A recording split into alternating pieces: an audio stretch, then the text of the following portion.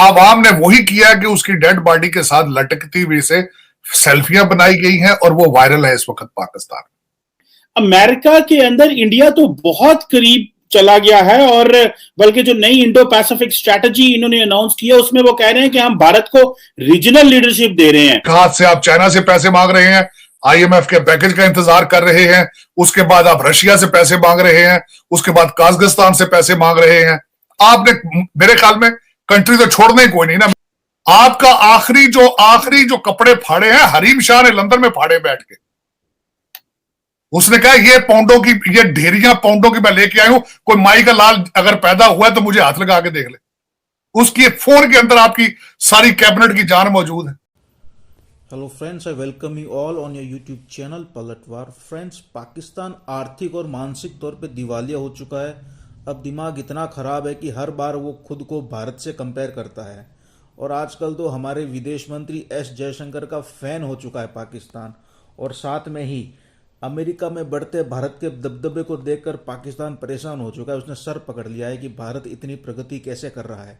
तो दोस्तों, एंजॉय कीजिए वीडियो को। If you like my effort then please like the video, do subscribe the channel. जय हिंद। अभी तो हम वो श्रीलंकन को भूले नहीं थे जिसको हमने कत्ल किया, उसको जलाया और फिर उसके करोड़ों अरबों रुपए भी उनको दिए। और ये किस तरह के हमारा मुआशरा है कि ये हम पहले बंदे मारते हैं फिर माफिया मांगते हैं। और इमरान खान साहब कहते थे जब तक मैं वजीर आजम हूं दोबारा ऐसा वाकया कभी नहीं हो सकता। ये क्यों हुआ? और अभी भी जो बहुत सारे लोग हैं वो उसको सपोर्ट कर रहे हैं, जो उस बंदे को जो मारा गया जिस तरह से, और उसके ऊपर अभी तो इल्जाम भी साबित नहीं हुए। ये कानून को क्यों हाथ में लेते हैं लोग जो है, पाकिस्तानी लोग कानून को हाथ में ले रहे हैं। आज का जो वाकया हुआ है वो कहते हैं कि उस एरिया में हुआ है जहां मौलाना जमील साहब जो है उनका वो गांव था। मुश्ताक नामी आदमी था, पिछले 15-20 साल से ज़हनी तौर पर बीमार था और थाने के अंदर से निकाल के सुना मारा गया है। जो सबसे बड़ी बात है कि कानून हमारा किस तरीके से मफलूज हो चुका है, हमारा जुडिशल सिस्टम, हमारी अदालतें किस तरीके से जो है वो मफलूज हो चुकी है। और फिर उसकी जो अफसोस वाली बात यह है कि उसकी डेड बॉडी को लटकाया गया है। वहां मौलाना अशरफी गए हैं, उन्होंने ये जाके सर्टिफाई किया कि वो बंदा ज़हनी तौर पर बीमार था। उसकी बीवी बच्चे अपने साथ लेके जाके छोड़ चुकी थी। वो खैरात मांग कर सड़कों पे गुजारा करता था। उसके ज़हनी हालात ये थे, और उसको बजाय कि उसका इलाज कराया जाए, ये किया आपने। फिर आवाम ने वही किया कि उसकी डेड बॉडी के साथ लटकती हुई से सेल्फियां बनाई गई हैं और वो वायरल है इस वक्त पाकिस्तान। अभी पिछला जख्म नहीं भरा था सियालकोट का, जिस तरह आपने बिल्कुल सही फरमाया। पाकिस्तान के अंदर हर वाकया, चाहे वो किसी हिंदू कम्युनिटी से हो, चाहे वो क्रिश्चियन कम्युनिटी से हो, चाहे उन्होंने अगले दिन सियालकोट में किया है, आज ये हुआ है, ये एक रसते हुए नासूर है पाकिस्तान के चेहरे पर। और जब तक आप इनको नहीं भरेंगे दुनिया आपके साथ खड़ी नहीं होगी। आज आप दुनिया में कंप्लीटली आइसोलेटेड है, तनहा है, आपके सारे नेबर आपसे नाराज हैं। दुनिया में आपका कोई, बिल्कुल आप सड़क पर हैं इस वक्त। बिल्कुल जिस तरीके से आप लोगों से मांग मांग के आप दिन चला रहे हैं, मांग मांग के हर पाकिस्तान तो नहीं चलता, मांग मांग के तो प्रॉपर्टियां आप ले रहे हैं लंदन और दुबई की। पाकिस्तान में तो पैसा वैसे कमी नहीं है, वहां पैसा तो बहुत है। लेकिन ये कि हमारा जो 1000-1500 बंदा जो हमारा रूलिंग एलीट है, उन्होंने पाकिस्तान को ये माल बनाया हुआ है। आप देखें वो कितना अरसा, कब पाकिस्तान की जान उनसे छूट। ये जो यूएस के इंडियन एम्बेसडर हैं यहाँ पे संधू साहब, वो यूएस नेवल एकेडमी विजिट करके जो उनके पुराने इंडियन डिसेंट के लोग हैं उनसे राब्ते कर रहे हैं। अमेरिका के अंदर इंडिया तो बहुत करीब चला गया है, और बल्कि जो नई इंडो पैसिफिक स्ट्रेटजी इन्होंने अनाउंस किया उसमें वो कह रहे हैं कि हम भारत को रीजनल लीडरशिप दे रहे हैं। एक तरफ इंडियन एम्बेसडर अमेरिका में इतना इंग्रेस कर रहा है और हम वहां पे इस्लामाबाद में बैठ के एंटी अमेरिका बैशिंग कर रहे हैं। आप पाकिस्तान की अमेरिकन पॉलिसी और इंडियन इन्फ्लुएंस को अमेरिका में किस तरह देखते हैं? ये चीमा साहब, इसका कंपैरिजन बिल्कुल इसी तरह है जिस तरह आप अपने कुरैशी साहब को डॉक्टर जयशंकर के साथ कंपेयर कर लें। वो मुल्तान से आगे उनकी सोच नहीं है, और डॉक्टर जयशंकर जो कि मेरा मकसद एक बहुत मंजे हुए डिप्लोमेट हैं, उनके फॉरेन विजिट जरा देख लें।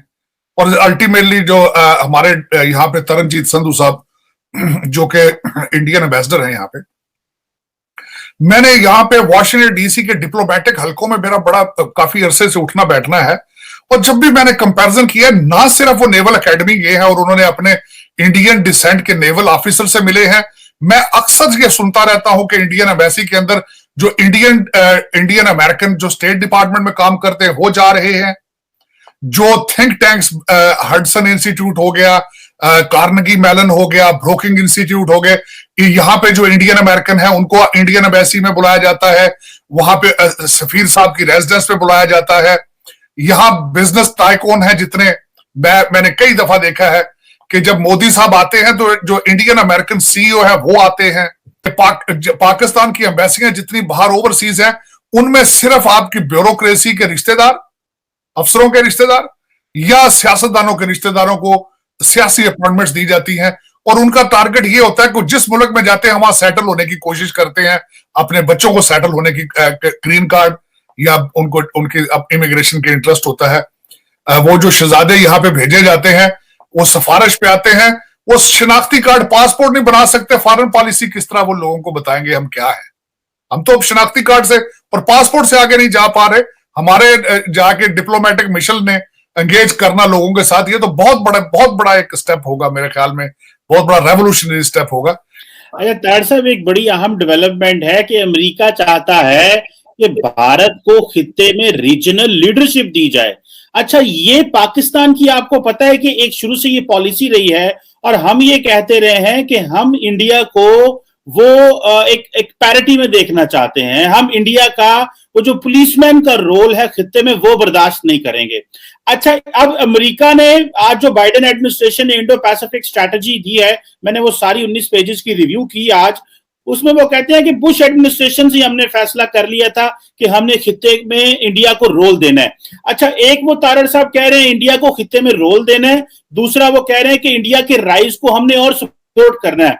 तारड़ साहब, यहां पे पाकिस्तान के लिए क्या चैलेंजेस हैं? अगर इंडिया को वो खित्ते में लीडरशिप रोल देगा तो हमारे लिए तो आर्म्स रेस हो सकती है, डायरेक्ट कोई मसाइल पैदा हो सकते हैं। आप इसको कैसे देखते हैं?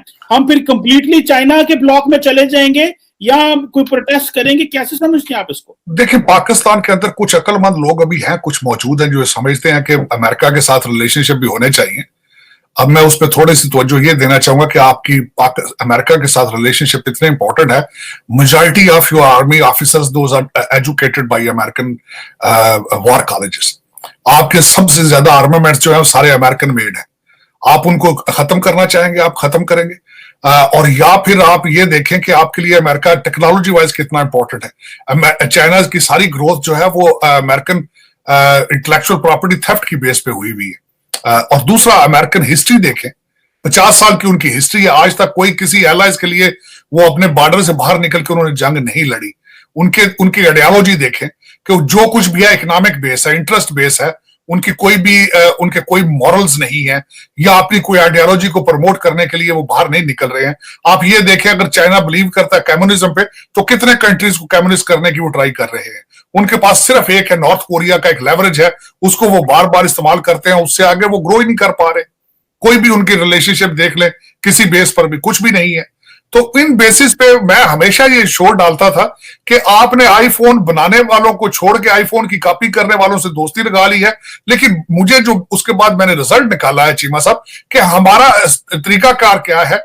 हमारे जिस मुल्क से पैसे मिल रहे हैं उनसे रिलेशनशिप होते हैं, जो पैसे ना दे, जवाब दे दे, उनसे दुश्मनी शुरू हो जाती है, क्योंकि हमारा तो डॉलर बेस पॉलिसीज है सारी की सारी।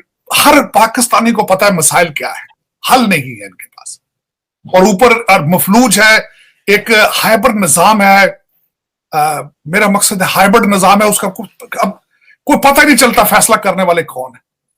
वो कभी कोई कह देता है खलाई मखलूक है, कोई कहता है एग्रीकल्चर डिपार्टमेंट है, कोई कहता है हमारे सर पे हाथ रख के लाए हैं। कोई समझ ही नहीं आ रही कि डिसीजन मेकर कौन है। ये गाड़ी खड्डे में डाली किसने है, निकालनी किसने, कोई समझ से बाहर है चीज।